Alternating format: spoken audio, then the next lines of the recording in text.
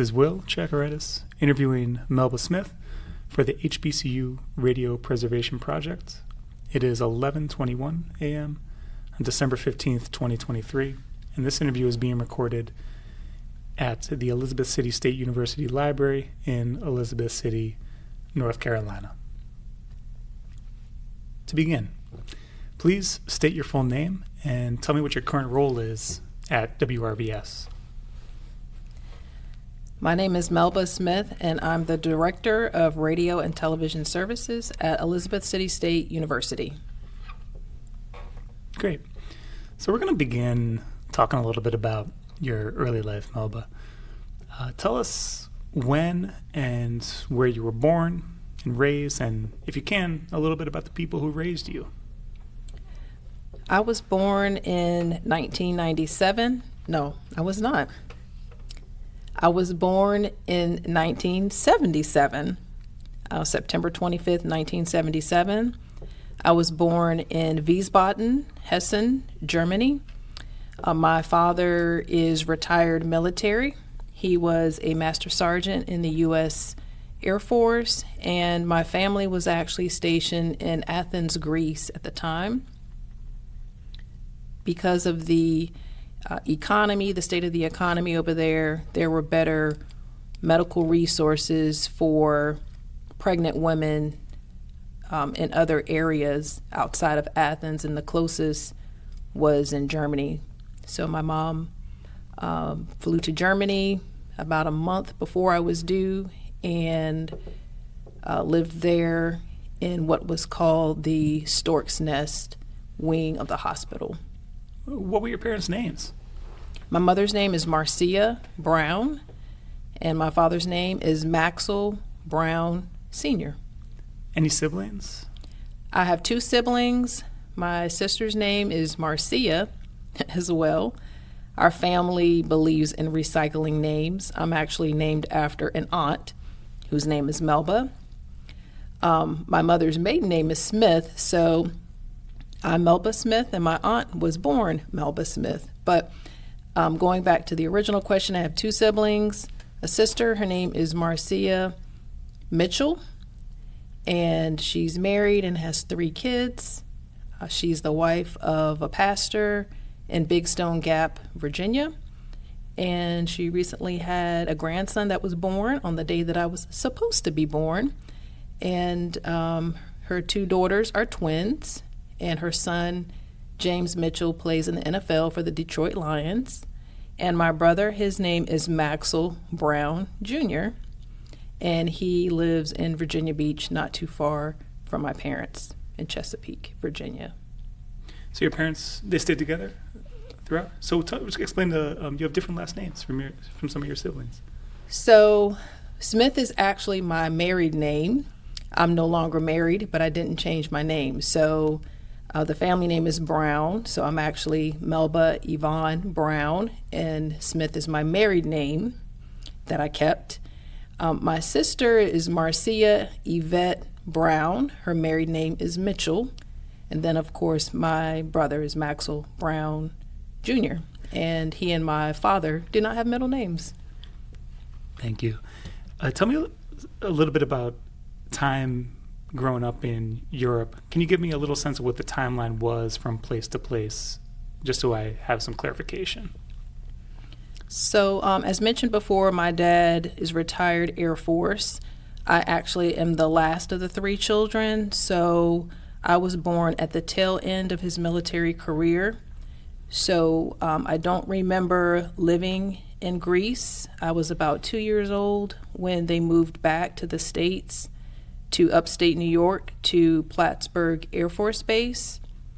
To Plattsburgh, New York, and the local base was Plattsburgh Air Force Base, which no longer exists.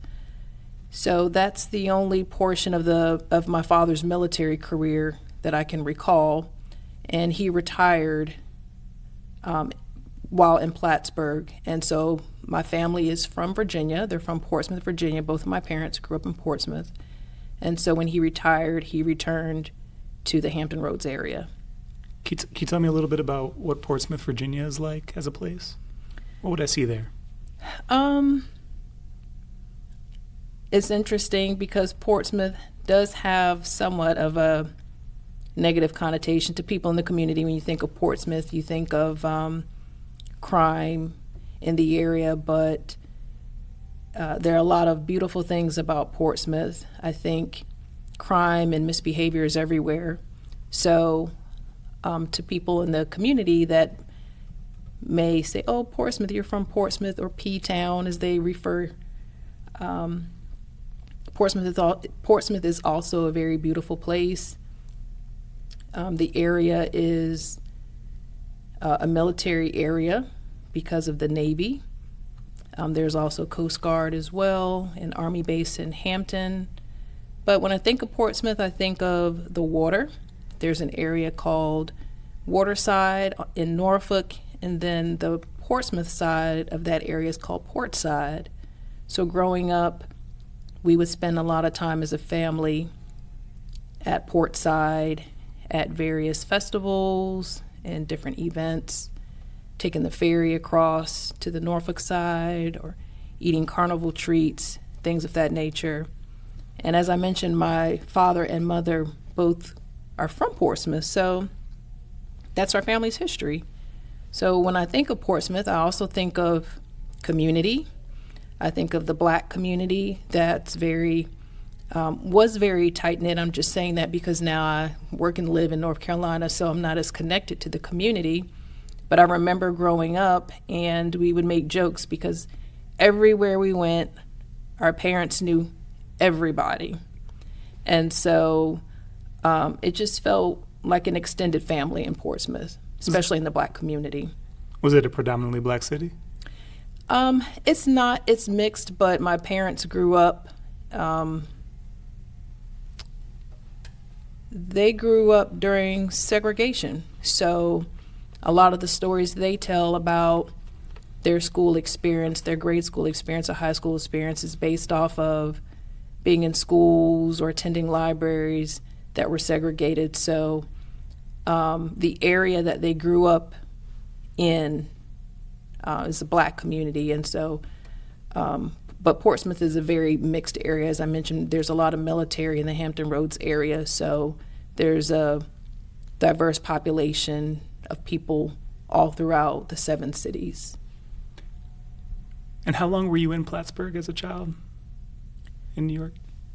My father retired in 1984, so I was in first grade. I was probably about 6. And it's a very different part of the country up there in northern New York near the Vermont border. What do you remember being about that area? When being so young, I understand, but what do you remember about that area? I remember the community just being very open. Of course, my family lived on a military base, so when you live in a military community, it's very open in terms of, access, freedom to walk around and move around, feeling safe. I remember it being very diverse culturally, so it's very interesting. My family, we tell some funny stories because when we moved back, or when my father retired and the family moved to Portsmouth, it looked very different than it did in Plattsburgh. So yeah, we tell some funny stories just about how the look of Plattsburgh versus the look of Portsmouth were very different.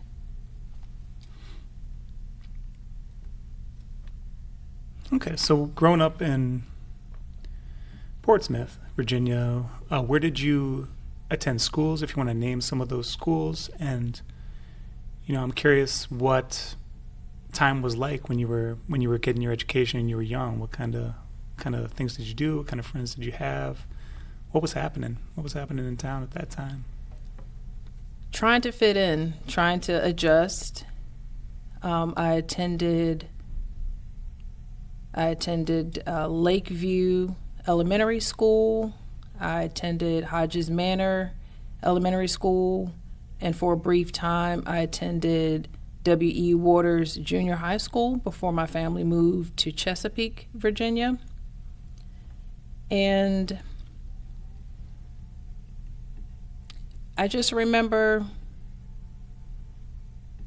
family. We lived in an apartment complex. So when my father retired and moved back to Portsmouth, we stayed with my mom's parents in Portsmouth for a short spell.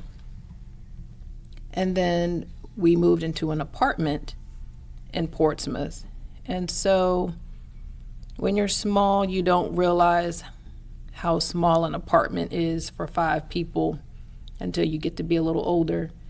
But I just remember being in the apartment. I remember sharing a room with my sister prior to her leaving to go to college. And I remember what it was like living in an apartment complex. There are a lot of kids. So just having the freedom to go outside and play, and people move in and move out a lot. So you're constantly meeting new friends and saying goodbye to old friends. What kind of values did your parents instill in you growing up? What do you really take away from your time with them and with family? My mom was raised in a Christian home, and she is actually, she's 82 now, so she's not active in ministry, but she was licensed to ministry, into the ministry. My mother was licensed into the ministry at some point in her adult career. So Christian values were always emphasized and made a priority growing up in the home. And because of my dad's career in military, he's lived overseas, he's lived domestically, so my parents are used to meeting different people of different races, different backgrounds, different experiences, different ethnicities. So they've always been very open to meeting people. How did your dad's military background shape your family life or time in the home? Was it a regimented life in any way? How did it? That's what I think of when I think of the military. But what was it like? Yeah, I guess it's somewhat of a different experience for me because, as I mentioned, I was born at the tail end.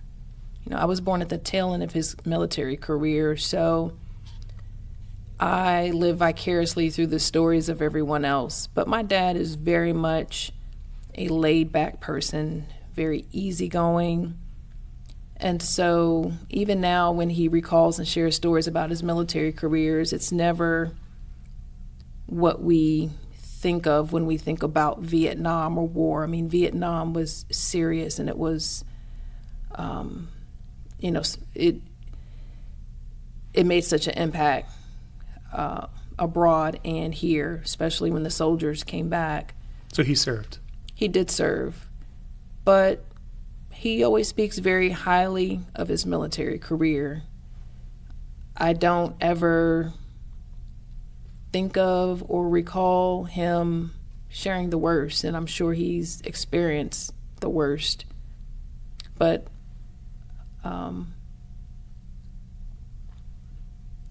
my dad's just, they're different.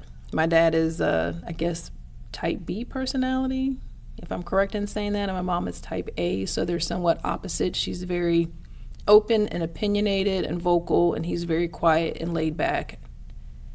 So I guess that makes for an interesting combination. But yeah, we just had a good time growing up. Not that we didn't experience bad things, but I've always felt like we were a really blessed family, and we didn't experience death in our family much. It was always extended family members. We didn't have close members of our family to pass away until I was up in age, high school maybe even college,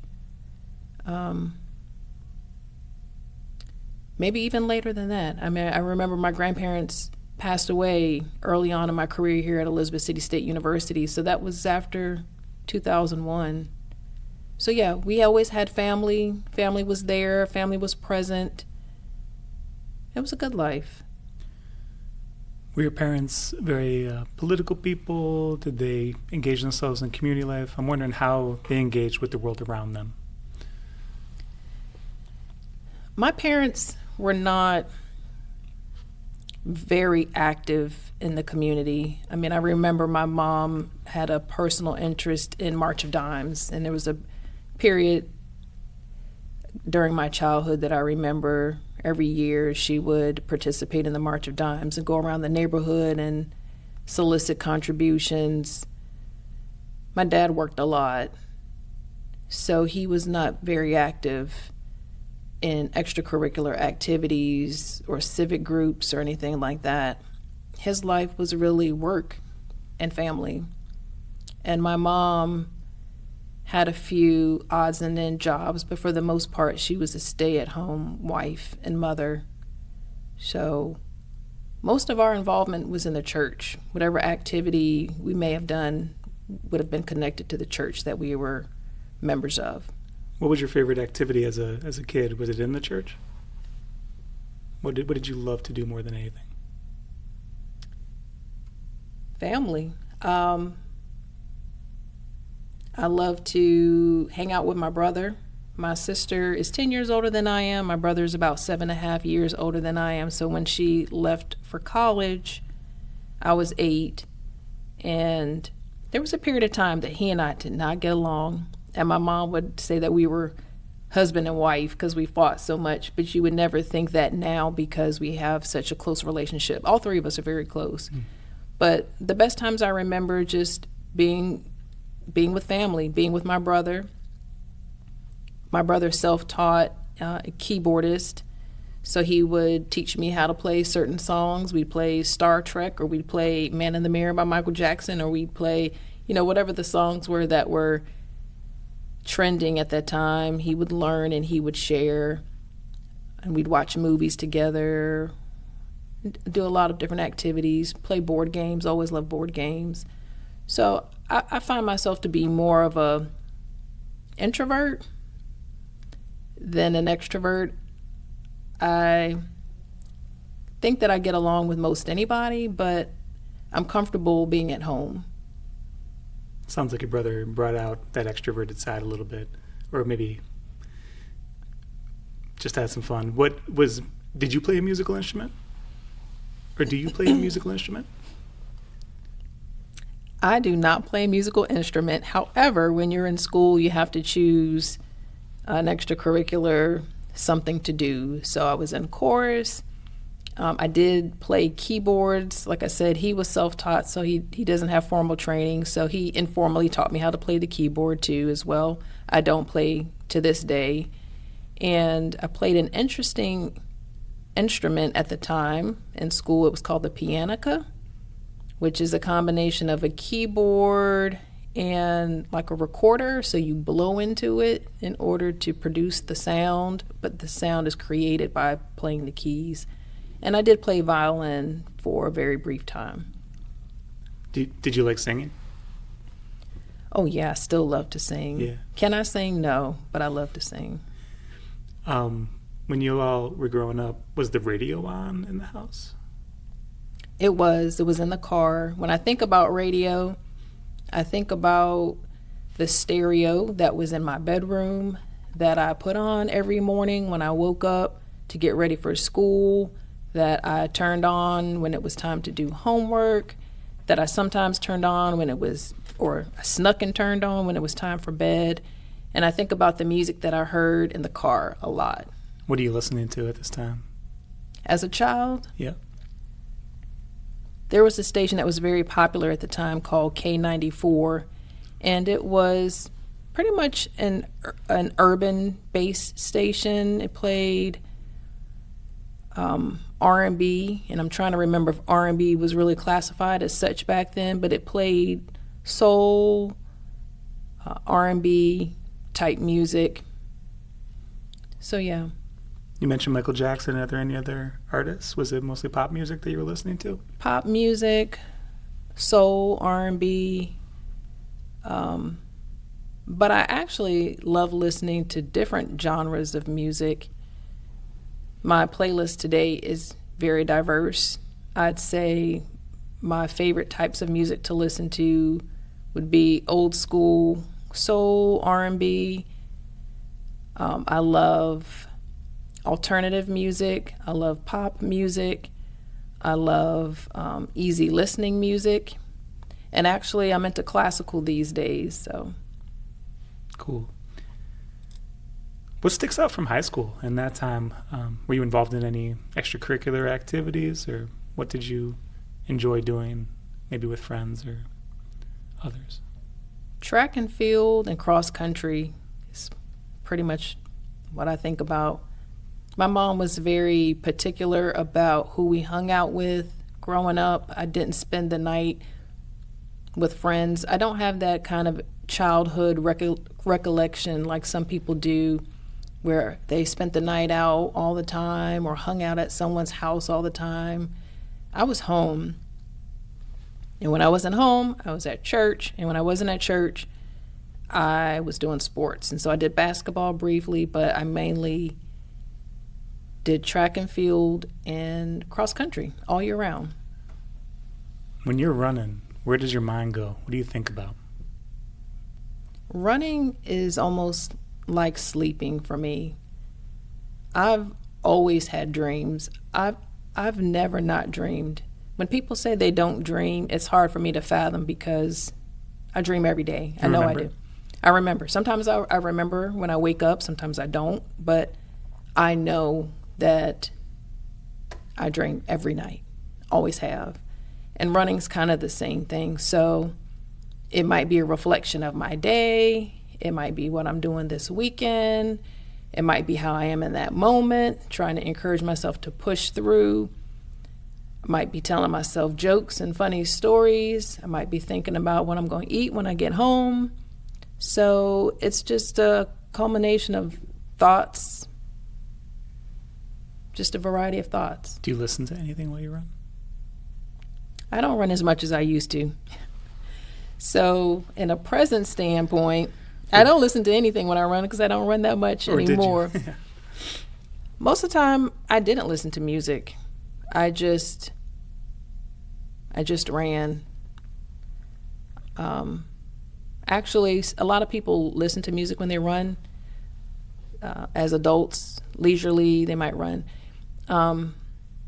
Running for me is about being connected to where I am at that time. And it's important to be aware of your environment as well. So I'm not big on listening to music during activity, especially if I'm outside, because I like to be aware of my surroundings and I like to be connected in that moment. Okay, so when you go off to college, when was that? Where did you go to college, and what were you looking to study, or what did you end up studying? I attended James Madison University in Harrisonburg, Virginia, and I left when I was 17 in 1995, and I knew that I wanted to work in television. As a senior in high school, I knew how important it was to figure it out, and I've come to realize there are a lot of students that come to college that haven't figured it out, but then it was important to me to figure out, what do I want to do for the rest of my life? And I made the determination that I wanted to work in TV. I wanted to work behind the scenes or work in film behind the scenes. And so I attended James Madison University, and I majored in media arts and design. So tell me what was different about Harrisonburg versus the Hampton Roads area. Is that what it's called? From where you grew up? All of a sudden you're dropped in this place in a different part of Virginia. What are you seeing around you? What's it like? So Harrisonburg is near the Blue Ridge Mountains, so there was a lot more terrain in that area. It was more mountainous in that area. But I didn't feel a great sense of change. You know, I welcomed going to college. And I just remember the first day there, I got lost. And I spent half a day trying to figure out how to get back to my dorm. Outside of that, college was a microcosm of, it was a mini city, but it wasn't something that I wasn't uncomfortable with or not used to. I just had to figure out where I was going on the campus. Did you join like a sorority or anything like that? What was your campus social life like? My campus social life was comprised of a few close-knit friends that are actually my best friends to this day. So I made friends in college that have pretty much stuck with me throughout my adult life. I worked a lot, so I guess I got that from my dad. Where'd you work? I worked at a place called PC Dukes. It is trying to think of, it's kind of like a food mini cafe where there's different types. There's several windows with different types of food that you can get. You can get chicken, you can get burgers, you can get pizza, you can get pasta. So I worked there. My freshman year, I was promoted to cashier, which was one of the more it was a higher paid position for student workers. So I was promoted to cashier, which was a big deal, I think, by my second semester there. And then I worked as cashier for my remaining time at James Madison. And I worked a lot. I hung out with my close friends and did participated in a few activities across campus that took place. I did join a sorority. Ironically, I joined it the last semester of my senior year. And when I think about college, I think about just the fun times I had with my friends, my coworkers, and some of the other experiences that I had across campus. But it was really about schoolwork and working to be able to pay for food and other resources, because I lived off campus the last 2 years in college, and the friendships that I had. Did you get involved in any media work? Were you active in maybe a TV or radio station on campus at all? I did participate in an internship at a public television station that was located right at the entrance of campus. So when I think about that internship, I think about the main project that I worked on. It was for a documentary that was being produced. It was called Streetcars and Cobblestones, A Look Back at Stanton. And I did participate and sit in on a couple of shoots, but I primarily handled transcriptions. So I was in a cubby space for hours transcribing the interviews. That's when I realized that's not what I wanted to do. But I was grateful for the experience. I did also do a little bit of floor manager work during their membership drive. Actually, it was a public affairs program that they had, and I was brought in to serve as floor manager. And I tell the students that I work with that you have to have those horrible experiences to balance out, the positive ones. Everyone's going to make a huge mistake, and I walked right in front of the camera. So I always think about that. But I worked there. There was a campus radio station, and I remember not really understanding what college radio meant, and I didn't understand how students could host shows, because when you think about commercial radio, you think about an on-air host or a DJ, and you have these paid adults that host these shows and is managed by some corporate folks. So college radio was different, and I didn't understand what community radio or public radio meant. But now that I'm in public radio, I get it. And I do wish I had taken advantage of that opportunity, but at that time it wasn't something that I was interested in. Did you listen to the radio station ever? No, I didn't. Okay. So When you're thinking about the career that you want to have after college and after you graduate, you had this experience as an intern. You realized a little bit about what you didn't want to do in media, transcribing, but you appreciate the opportunity. How did that experience and your time in college, maybe some guidance you received, translate into a post-college career? What kind of jobs did you take? To go back to the mention about college radio at JMU, although I didn't quite understand how it worked, it was somewhat interesting to me, but I remember not pursuing it because there was one person that looked like me out of the entire student roster. And I remember not really feeling a sense of inclusion. So there was this one black student that hosted a show, and he was kind of,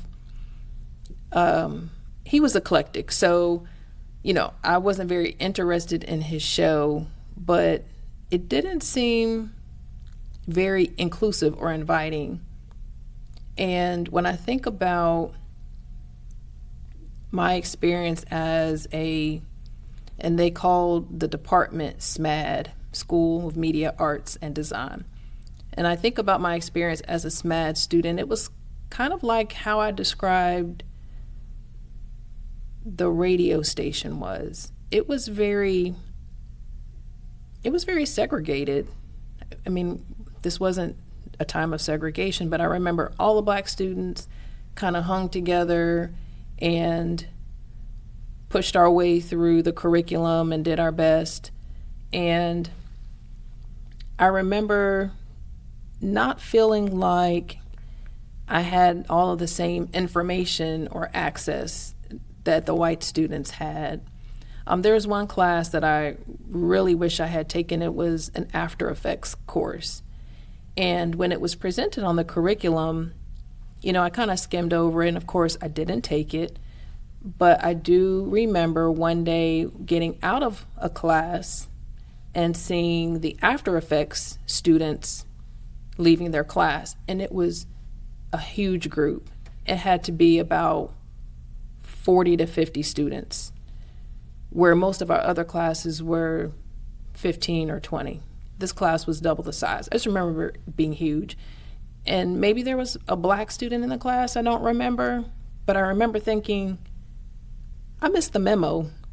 Like, this class is obviously a class to take, and I'm not taking it. By that time, I think I was close to graduating, and it wasn't on my radar, or it would have been an extra course to take. And my goal was to be done in 4 years. So I never did take the After Effects class. But I remember having that type of overall experience in college.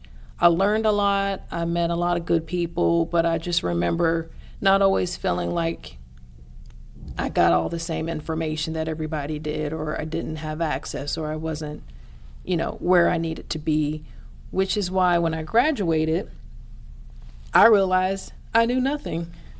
And I don't mean I knew nothing, but most college students, and not all, but some college students, they graduate, they are applying for a job, and they realize that the job, you have to have experience. But in order to get experience, you need to have a job.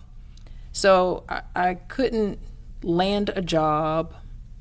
And I remember before I graduated, I had made my mind up that I would go on to grad school to further my education, to be better connected, to build up my resume so that I felt and appeared prepared for the workforce.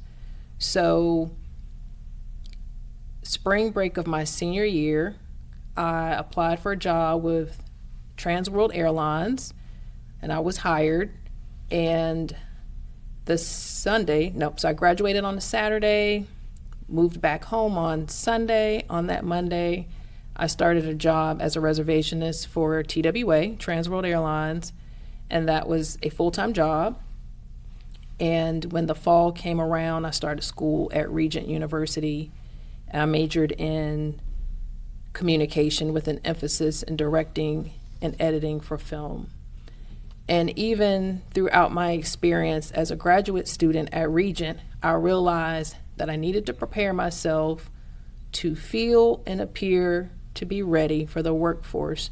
So I remember even after graduating with my master's, I would apply for internships. I would, if I was accepted or given the opportunity to take on an internship, I did it. I had so many unpaid internships on my resume, but I looked at it as opportunities for me to gain the experience that I needed to get a job that I couldn't obtain when I was leaving college. Describe some of those internships that you took. One of them was with an organization that's associated with Regent University. It's called Operation Blessing, and it's a missions-based organization. They do a lot of missions type work overseas or abroad, and I was responsible for compiling and putting together videos for their website. So that was one. What era are we talking? You said websites, and I'm thinking digitally. What age are we in now? Yeah, so this is not social media as we know it to be today in 2023. I mean, this was just exclusively their website. That was it. There was no Facebook or anything like that. I think MySpace wasn't even a thing at that time. I think MySpace came on the scene maybe a year or so later. It's like early 2000s. Yes, so this was 2001. And it's pretty interesting. I mean, I'm really blessed because my career, my professional career is literally back to back. So I graduated from high school in 95, 4 years. I was in college by 1999. I did exactly 4 years of college. I was out. Okay, let me back up. So I graduated from high school in 1995, went to James Madison, did 4 years at JMU, graduated in 1999, and then immediately started a job. Like I said, 2 days later after graduation, I had a full-time job with benefits and good pay and flight benefits. And then I started graduate school that fall, and that was why am I confused? Okay, Will, I'm going to start over. It's okay. Graduated high school in 1995, went on to JMU, graduated from James Madison in 1999. 2 days later, I started a job at TWA and grad school that fall. And by 2001, I was done with grad school in 2 years. So everything was as it was supposed to be. 4 years of high school, 4 years of college, 2 years of grad school. When I graduated from Regent, that was May of 2001. By September of 2001, 9/11 happened. And that was, you know what that was. Yeah, how did it change your life, and what did it mean for your career? That was just an indescribable time. But I knew by that point I needed to move forward in a professional career dealing with media or television or video or film, what I had set out to do. And being in the airline industry when that happened, it turned the airline industry upside down. And overnight, I was ready to be gone. And I was blessed because by November of 2001, I started a position at Elizabeth City State University.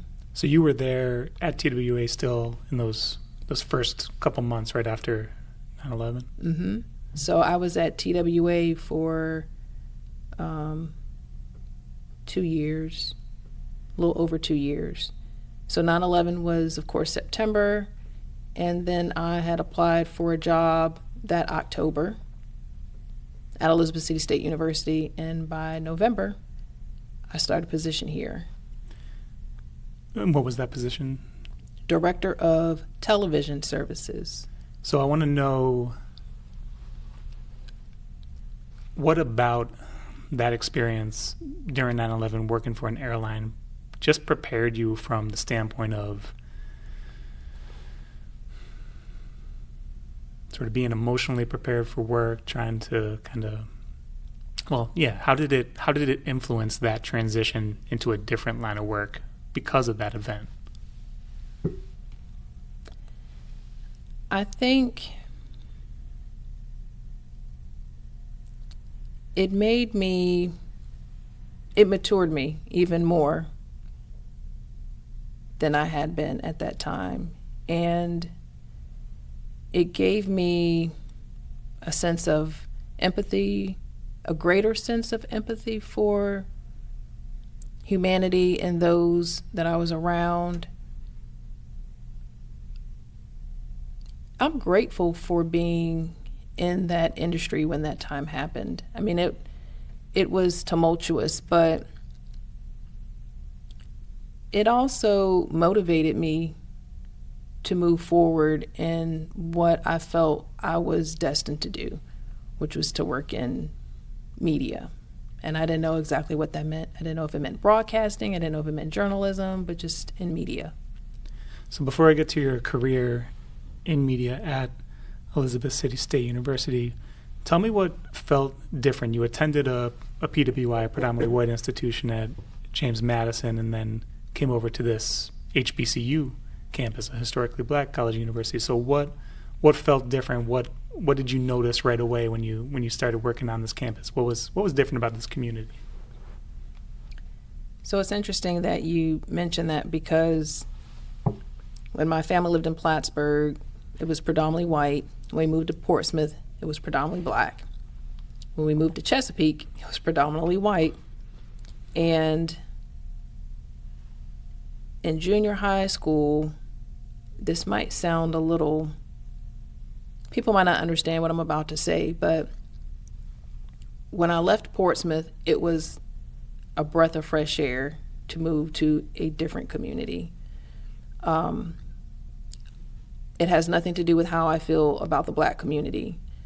But as a child growing up, there's certain, I mean, as any child, there's pressures in school.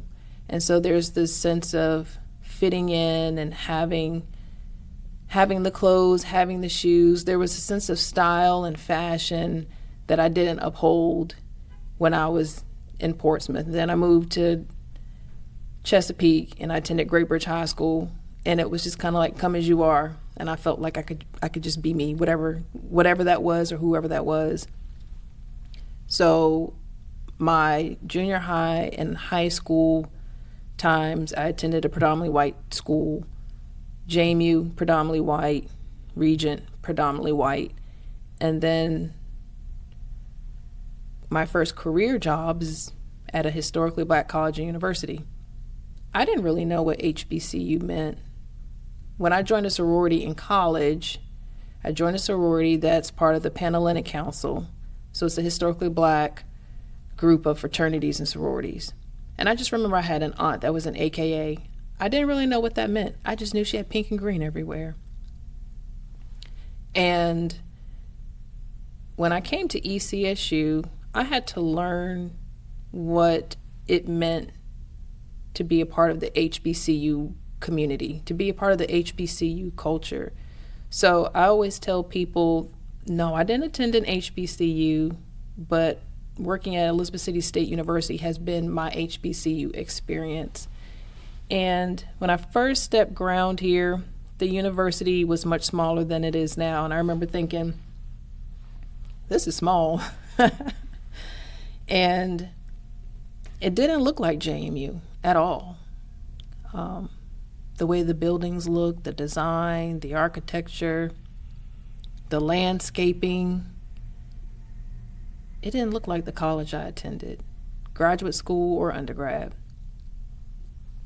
But what I've come to learn and love about working at an HBCU is the sense of pride, sense of community, and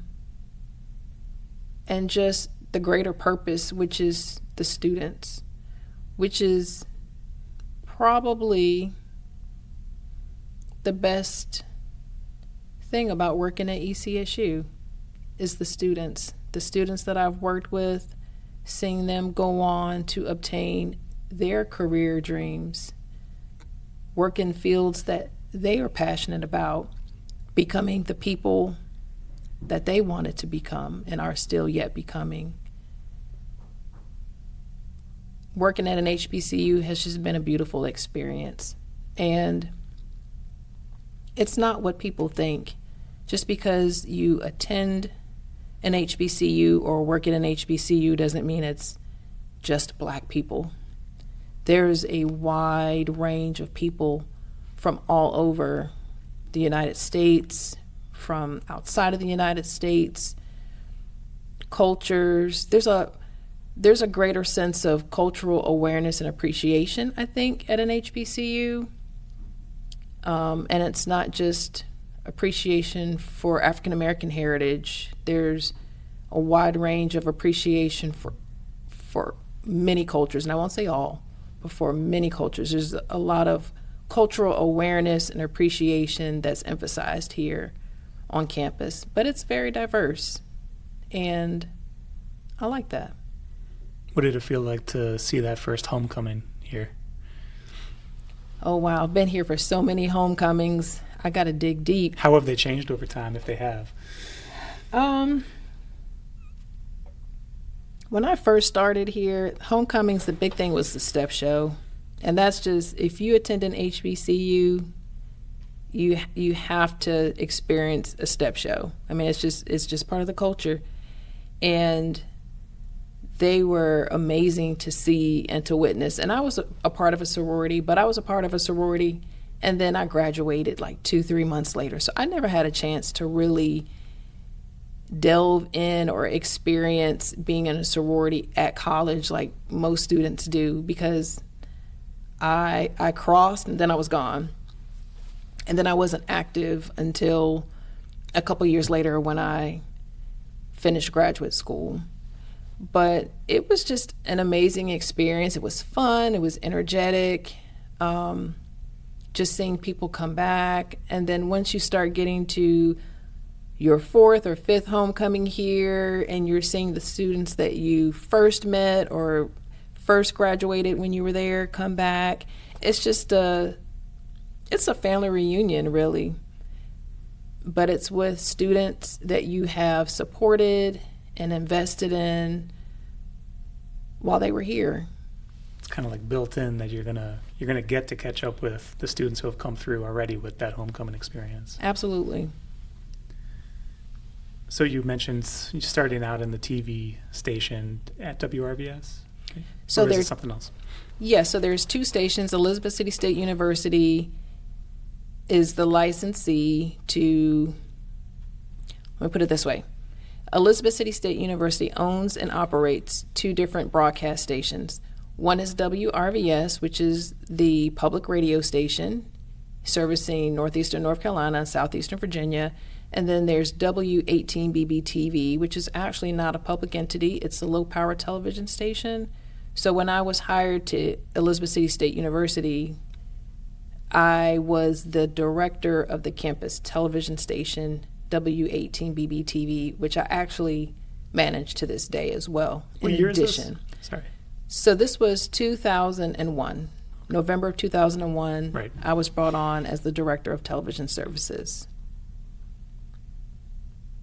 Since we were talking about homecoming, is there any relationship between homecoming and covering that event for the TV station?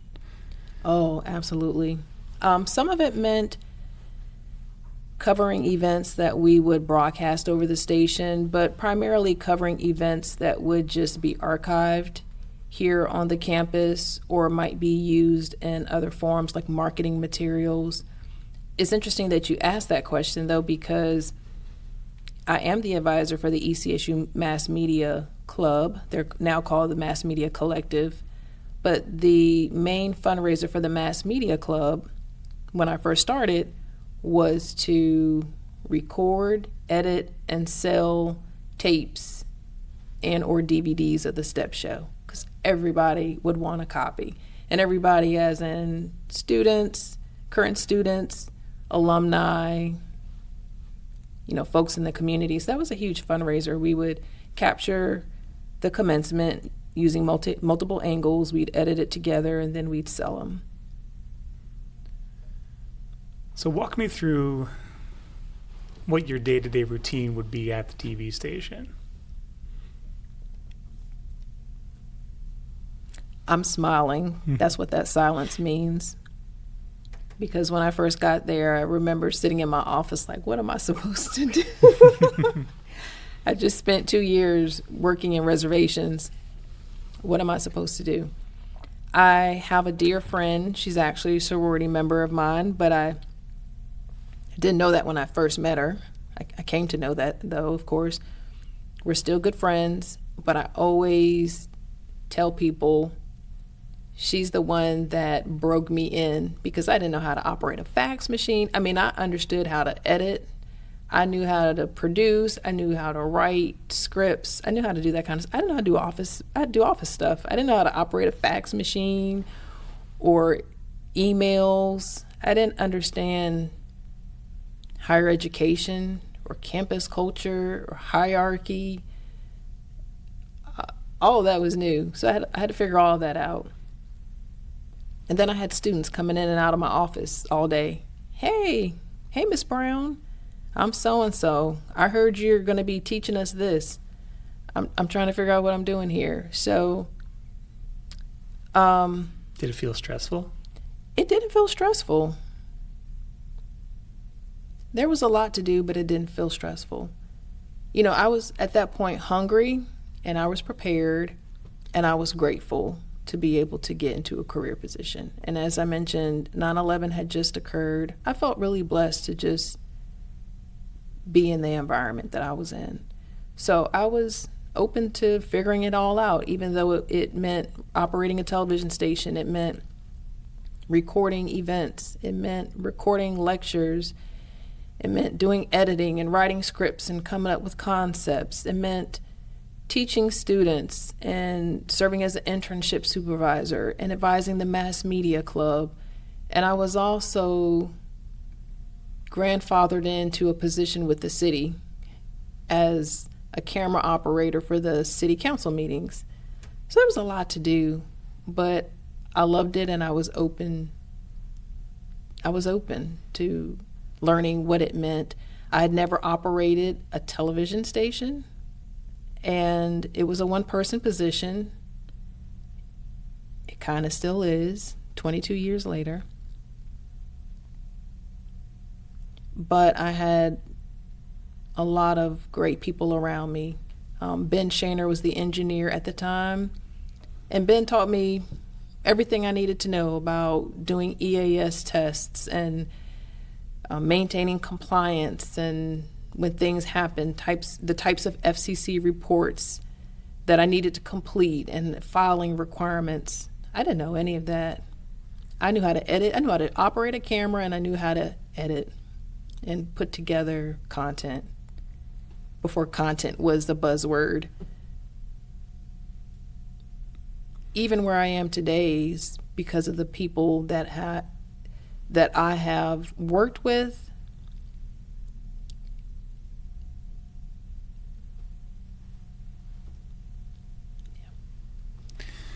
So how long was it before you're also overseeing the radio station on campus? So I started as a director of television services in 2001, and the general manager at the time was Elvin Jenkins, and he, a few months later, I'd say by 2002, at some point he had taken a position at Winston-Salem State University at their radio station. And so a consultant came in, and then that consultant became our general manager. And his name is Talbert Gray. And Talbert was separated from ECSU in 2006. March of 2006. He was separated. He was separated from the university. He left the university. Okay. He left the I university. didn't know if there was some intent behind that or what was happening, but what can you tell me about that? He left the university. Okay. March of 2006. Were Elvin, Talbert, were they mentors in any way, or were there any other folks at the station who would have served as a mentor? I understand you're coming in as a leader, but you still had a lot to learn. I still had a lot to learn. I have a colleague. She still works here on the campus. She's in a different department, in a different position. Her name is Letitia Evans, and she was the traffic director for WRVS at the time that I took on as general manager. And the position is director of radio and television services, but of course in radio it's a GM position, so I use the term interchangeably. And Letitia was the traffic and billing director, and she really is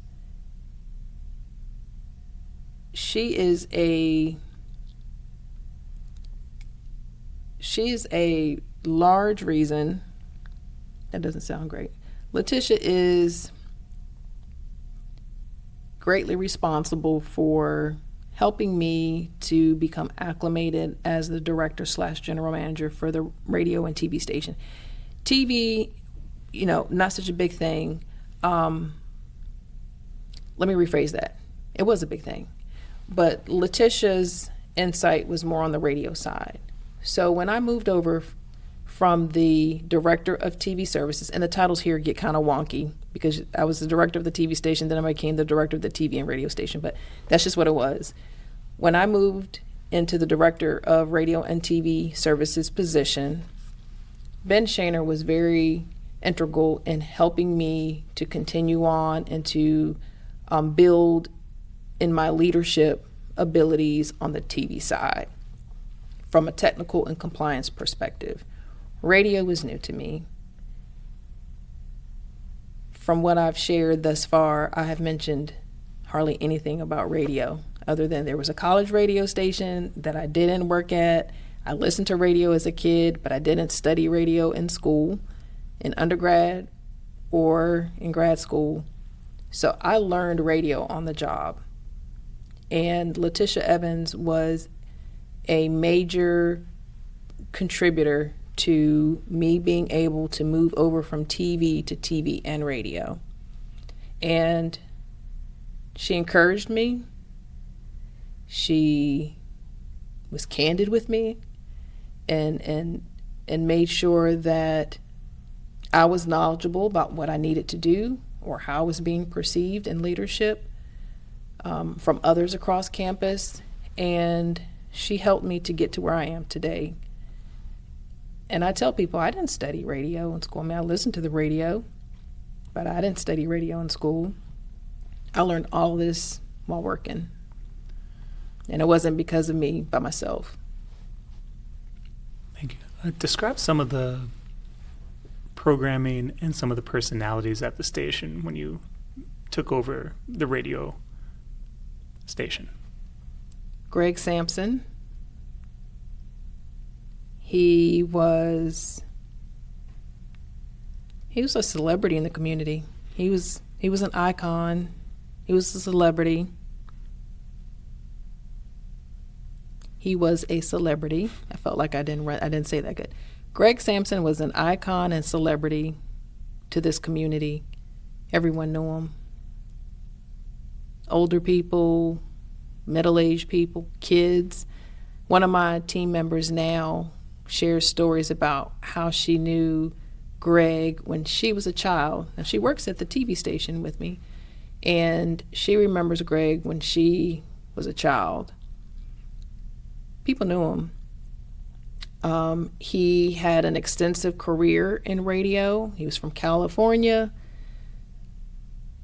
Greg always was trying to recruit for radio. He'd bring so many people into the radio station. We had so many volunteers because of Greg. Tell me a story that sticks out. I mean, there's just several stories.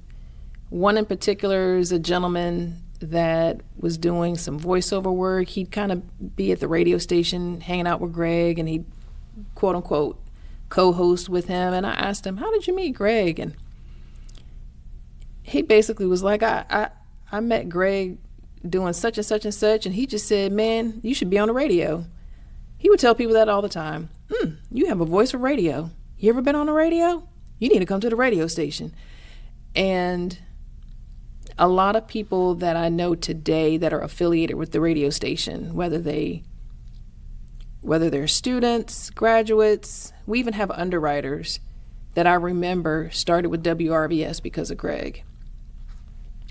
In addition to his position as production director at the radio station, he was also an on-air host, and he was the program director at some point in time, and he DJ'd a lot throughout the community. So a lot of people knew him too because he DJ'd at their weddings or at their birthday parties or social events, and everyone knew that Greg was the brother to Isaac from the Love Boat.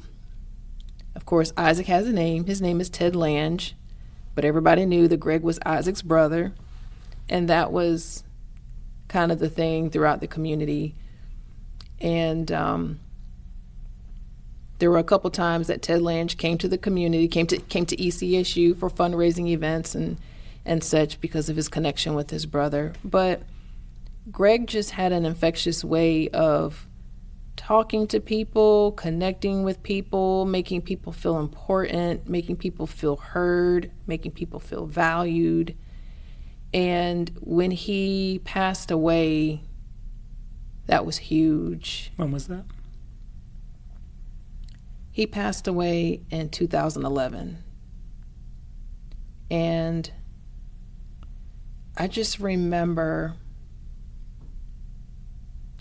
the heaviness that was on me.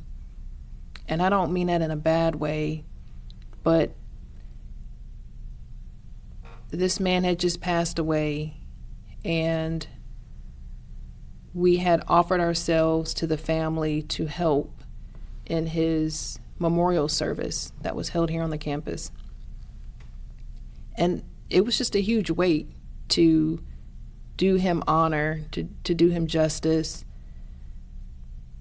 to do his family justice, and make sure that he was remembered and recognized in a big way because he was such a big personality and he was a big part of the community. Can you tell me a little bit about the music that the station was playing over the course of your career here, and how has the format changed, and what do your audiences demand? What do they find most popular? What's it like? So when WRVS hit the airwaves in 1986, it played a form of UAC, urban contemporary music, or UC music. And when Elvin Jenkins was the general manager, there was a switch to jazz. Elvin is a jazz enthusiast. And I'm saying is because he still is, and he actually works at another HBCU radio station, and their format is jazz. And, I was working at the television station at that time, so I really didn't have a lot of insight as to what was going on at the radio station because I worked across the way at the TV station, but we're like sister counterparts. And when Talbert Gray came in as the general manager, he had a history. He had a greater sense that the community would want a UAC format. So although jazz was greatly appreciated by the community, he made the change once he came in. Talbert started in 2002. Roughly. So 2002 or 2003, by that time, the station would have switched its format back to just urban contemporary, and it stayed. So we are classified as a UAC, which is similar, but it's urban adult contemporary. At the time that I first started as general manager, it was very eclectic, and I guess that's why it was more of a urban adult contemporary than versus just a UC format. It was gospel, it was R&B, it was jazz, it was reggae, talk music, of course, too, talk programming as well. We don't carry reggae. We're primarily gospel, and I forgot hip hop. So when we were designated as UAC, we were doing gospel, R&B, hip hop, jazz, and reggae. Now we primarily do gospel and R&B. We do provide hip hop music overnights, but it's very minimal. We have kind of branded ourselves as the R&B station for Elizabeth City. So our main focus today is gospel and R&B. And we do have an HD2 station, which is Jazzy 89.9. So that beautiful collection of jazz and smooth jazz music that we had from Elvin's era is now heard on our HD2 channel. What's the difference? What's HD2 mean? So HD, excuse me, HD programming, as I've had to educate my students, doesn't mean high definition in terms of its quality per se. It really more or less pertains to multi-channel access. So being an HD station means that we have access to multiple streams of content. And of course, the music is high quality for sure, but it's more about the ability to have multiple channels of content. So on our HD1 station, it is the same as our FM station. So our FM station is UAC, and our HD1 mimics the exact same program schedule. Our HD2 channel is Jazzy 89.9. So once we reintroduced our HD2 channel, because it had been actually out there, but we're talking about HD2. This is, a few years ago. Consumers are still not accessing HD2. I mean, in order to hear HD2 or HD3 stations, you either have to have a receiver that's compatible or the content has to be made available online. And so the consumer, the average consumer did not have, people weren't buying HD receivers. And so although we had been HD for several years, we relaunched and rebranded our HD2 channel once we were able to make it available online. So you can hear Jazzy 89.9 if you have an HD receiver, or you can go to our website and just click and listen live. And it's kind of neat because when Elvin was here and it was a jazz formatted station, it was called Jazzy 89.9. So we readopted a former identity.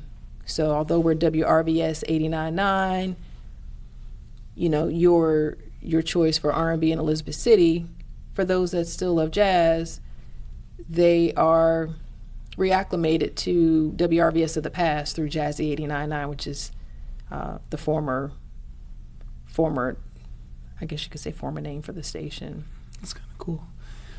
So as the leader of the station, so I want to know kind of two parts here. Who do you have to answer to? And I'm curious, when you're answering to whoever you're answering to, what are the metrics you have to show them? Like, how do you measure success in this industry? It's real different when you work in higher ed. It's different. Since my time here, I have reported to several different people. I have the radio and television stations have fallen under from a reporting standpoint, WRVS and W18BB have reported to different divisions, have been a part of different divisions. We have been, and we are currently, under the Office of the Chancellor, but we have been under the Office of the Chancellor at least twice during my time here. We, at some point, maybe 3 times, we have reported to the Division of Academic Affairs a couple times. We have reported to the Division of University or Institutional Advancement a couple times. So I kind of have your question, but I kind of lost it. It's about how do I get things done? Well, who do you report Who to? do I report and then to? I'm curious about just, are there numbers associated with it? Who's your listenership and how do you measure it? So currently we report to the Office of the Chancellor, and the reporting structure has been very different. I've been here for 22 years, and to date I've had about 20 supervisors. And that's not a negative reflection of the university from the standpoint of turnover, but you have to keep in mind that we have reported to different areas at different points of time. So if you move from university advancement to academic affairs, there are different people that are already in place, of course. When you're looking to process or purchase things, it's very different, because in higher education, ECSU is operated by the state of North Carolina, so you have to follow whatever policies and processes are put in place. So when you work in commercial radio or community radio, it's different. There aren't so many layers of approval. And sometimes when we have folks to come in that are affiliated with the station, that are coming into and higher ed environment for the first time, it can be different. It can be a little unsettling because there's the processes that you have to go through. Right now, we are not measured. We are not measured by Arbitron. That's something that we're working toward. To that end, we have not subscribed to Arbitron since maybe about 2006 or 2005, maybe 2005, when Talbert was here. It was during Talbert's time as general manager because of the costs. The costs were something that, he made the determination that we couldn't support at that time. And I have since, during my tenure, revisited the idea of being measured, because when you're underwriting, when you're seeking out support from businesses and other stakeholders throughout the community, they want to know what your numbers are. It's the bottom line. And if you can't say this is our listenership, or these are the type of people that listen, or this is when they listen, or this is how they listen, it's hard to get in those sponsorship dollars or underwriting support that's needed in order to thrive. So there's been some difficulty we've had from a legal standpoint in terms of paperwork, not being able to come to terms with the legal people at Arbitron. It has to say this, or our folks say, no, it has to say this, and so there's a deadlock. So, that's kind of been one disadvantage in working in broadcasting that's connected with higher ed. Sometimes you can't maneuver the way that you need to or you're used to when you're working independently as a broadcast outlet or broadcast station. So we use other creative opportunities in order to obtain sponsorship support, which is we tell people, we paint a picture based off of our coverage area. So we know what our coverage area looks like. So we tell people, okay, we go as far as this, or our signal goes as far as here. These are the counties in which you could be heard. You can hear us in northeastern North Carolina. You can hear us in southeastern Virginia. We identify what those communities are like, or we share with other underwriters, or we share with potential underwriters who some of our other underwriters are. So if we're underwriting with the venue out of Virginia, we say, oh yeah, you're coming on with other businesses such as so-and-so and so-and-so. We can be heard, of course, like most stations, online. So we're streaming online. So we can be heard across the globe. So, we have to find creative ways to paint the picture of who's listening, of why we're important, why we're, viable. Would you say that's the biggest challenge of the job, or are there other challenges that stick out that are even greater? That is a challenge. It's not perhaps the greatest challenge, but it does create some difficulty. When you're talking about financial support and underwriting and trying to bring in, dollars to support the station, when you are at a university, that can be a challenge as well, because the community perceives the university as one entity, which we are. We are one entity, but we have numerous departments. And so when we're talking about asking for financial support, it's not uncommon for a business to say, oh, we've already given to ECSU. And we have to explain, okay, you may have given to ECSU, but what department in ECSU? And then once, that's been determined, then you have to say, oh, well, that department supports academics and student scholarships only. We're seeking your support for blah, blah, blah, blah, blah. So, sometimes you're in competition with your own self here. I'm working in higher ed, but that can be a challenge. I hate to bring this up because I feel as though it's said all the time everywhere you go, but it's just the truth. We're understaffed. And I'm super proud of our staff here at WRVS and W18BB-TV for us to be a staff of 5 people. And we're talking collectively, radio and TV. We do a lot. We do a lot as it relates to university support. We do a lot as it relates to community support. We do a lot as it relates to educating and training students. And I just see where we have the potential to do even more, or be better, or do better at what we're doing if we have more manpower.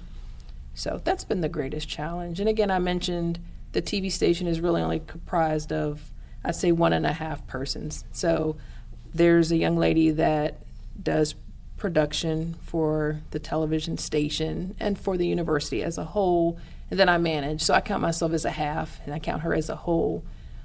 But if you think about it, we have more staff in radio than we do TV, and radio is audio only, and TV is audio and visual. So, when I try to petition for why we need more support, I always try to paint that picture too. Look at what we're doing, and we can do even more. Look at the fact that we have more staff on radio than we do on TV. And I think the main reason why is the radio station has been, was founded before the TV station has, and has really positioned itself in the community a lot better than our television station has. It's something we're still growing. You may have already said it in terms of your staff, but I want to know what your proudest accomplishment is in radio throughout your career.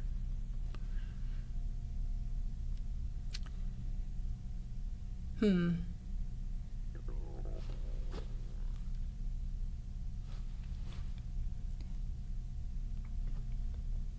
don't know. I have quite a few.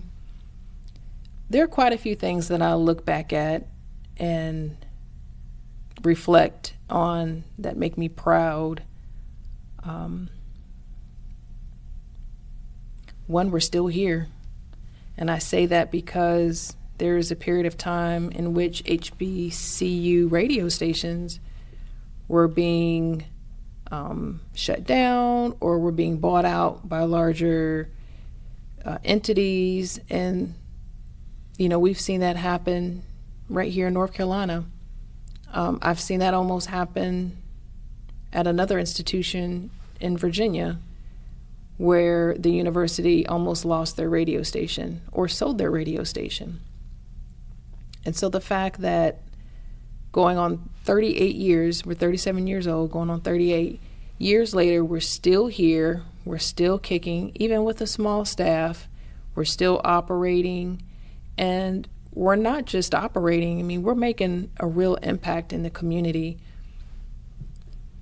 Since my tenure, we have expanded our service work to doing more than over the air. So we host a lot of service projects in the community, and we have tremendous feedback and tremendous turnout. So we have an event called the annual Back to School Bash and Food Drive that we host every August, and we now are serving, almost 1,000 people. That includes children, parents, guardians, family members, siblings. We've had we've had about 25 community vendors that participate every year. So these are organizations throughout the campus that come. Well, let me back up. We host an event called the annual Back to School Bash and Food Drive, and we have over 25 community vendors come in and provide educational resources and information to parents and children. And we have entertainment, we have food, we have music, and barbers from the Elizabeth City community donate their time on that Sunday to cut hair for free. And last year, we had so many people. I mean, it was amazing. The doors opened at 10, and the line had already started by 7:30. And when we tallied up, we had serviced over 1,000 people that day. We also do other events throughout the community. We collect gently used coats, and we partner with either a dry cleaner or a launderer, like a laundromat in the community, and we have those coats clean, and we redistribute them to kids that are in need. So we do a coat drive, we do the Back to School Bash, we partner with Food Lion here in our area to provide Thanksgiving meals for families at Thanksgiving. In the past, we've done Christmas service projects. We've done summer empowerment. Well, we've done youth empowerment programs for young girls. We've done a lot. And I look back at all of the GMs, and I can see where they've made great strides and contributed tremendously to the station. And I feel proud that I can look back and say, while I was here, we made a real impact in our community.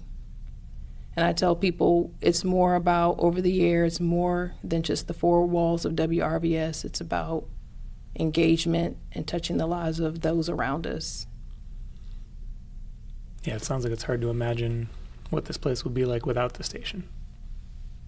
I would like to think so. So I know you've been working hard, and we've talked about your career, but to the extent that you're able, what has family life been like here? Have you had any partnerships? Do you have any family of children at all? What can you tell me about Melba, the person outside of work? I have 2 kids.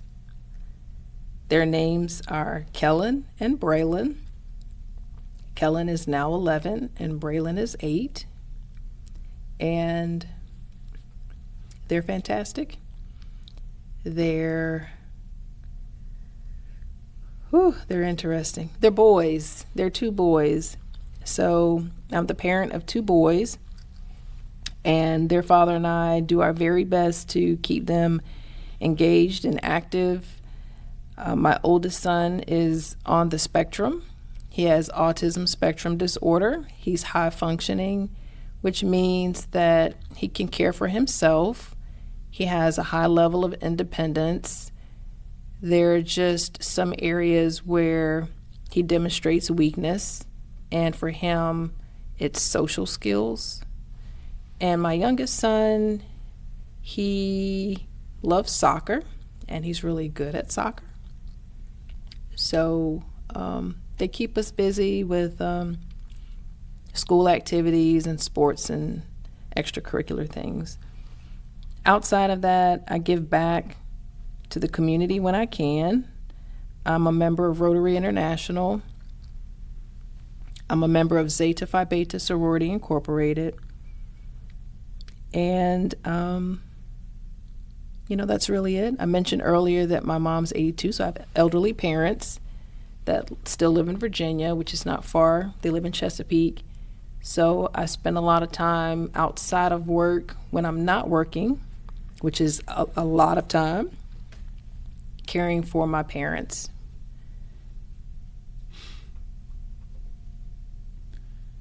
Is there anything you haven't said in terms of how you want to be remembered as a GM, or anything more you want to say about the imprint you've left on the station as a GM? I think I would like my legacy to be one that is associated with giving back in community, one that is centered around training students and student success. That's a big point. There are 2 points of pride that I have. One is the amount of engagement and service we provide to the community, and 2 is the impact on students. I'd like to be remembered for the service work that I help to implement and facilitate and orchestrate at WRVS and W18BB. I would like to be remembered for the impact that I may have had, big or small, on students and helping them to prepare for their professional careers. And I'd like to be remembered for my leadership style. I consider myself to be a servant leader, and I'm very much hands-on, boots on the ground. If there's something that the team needs to do, you will see me right there with them. And I take pride in being a servant leader.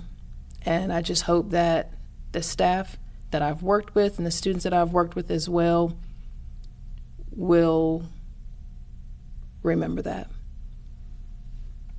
And lastly, is there anything we haven't talked about today that you just want to make sure it gets on the record? Anything else about your life that you want to share?